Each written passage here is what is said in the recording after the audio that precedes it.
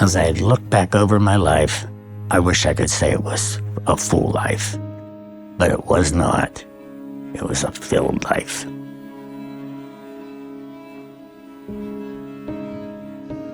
When we were first married, we decided we wanted a big family. We were both from big families. So we had our daughter, just decided, oh, we're going to have a baby, and we did, and everything was fine. And that was wonderful.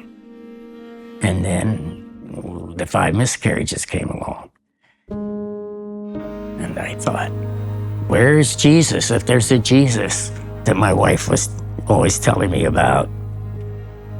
Then the same thing happened when my wife passed away. We knew she was going to die. And she looked at me and she said, I'm going to see Jesus. I was angry. I was mad. Where was Jesus? Here she is. My wife probably has never done anything wrong in her entire life, and he didn't save her. And I thought, what kind of Jesus is that? So I always think of when she died with such peace. A week later, I was back at work, fighting and going and doing, and not happy,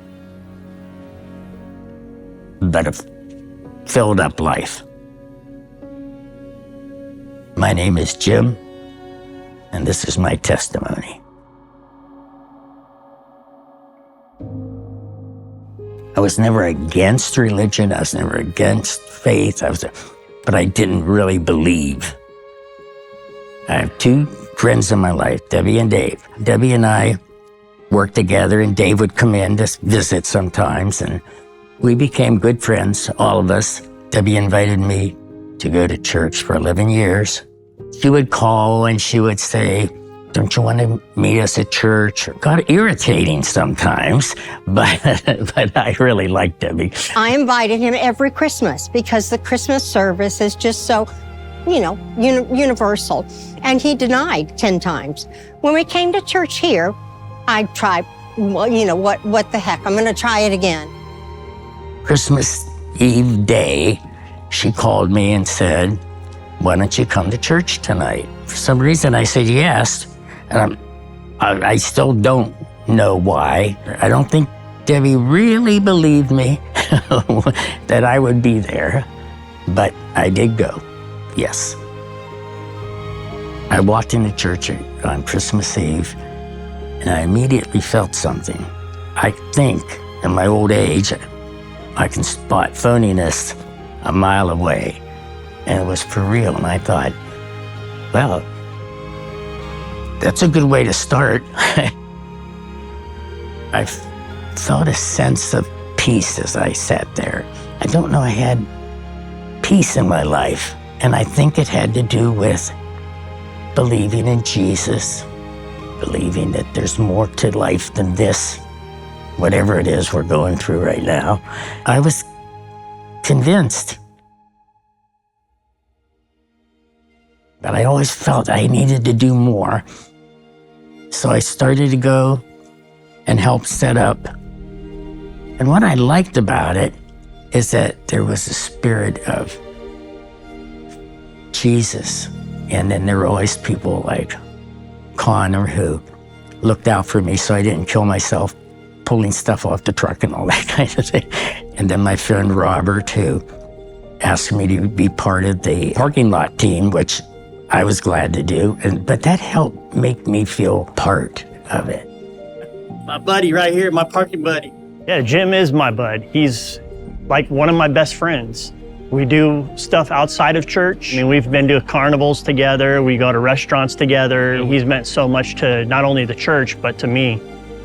So how important is that?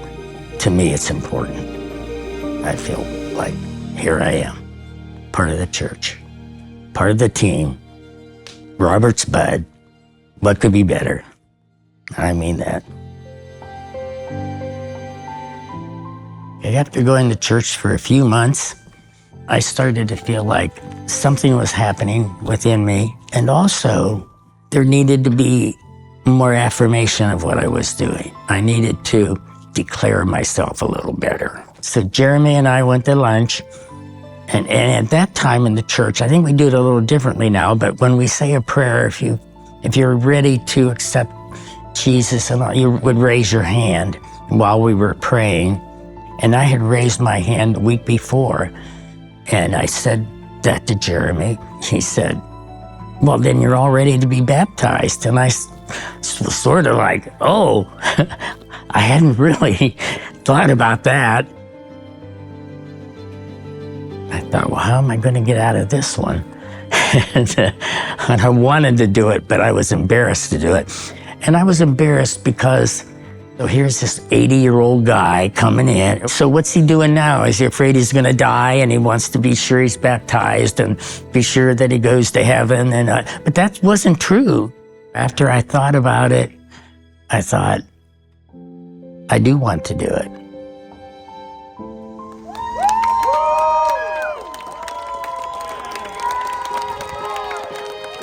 All of a sudden, I understood the reason for that kind of baptism. The feeling of your mind being cleansed of a lot of things. Life after baptism has brought peace to me. I've always been a warrior. I had no place to put it. But today I find peace in that I let it go. I turn it over. I ask Jesus to help me through it. And I find peace for the first time, I think. I look at Jesus and the thief on the cross. It was not too late for him. How could it be too late for anybody? I'm 80 years old. I did not expect to feel the way I feel. I never imagined it. It's a good thing.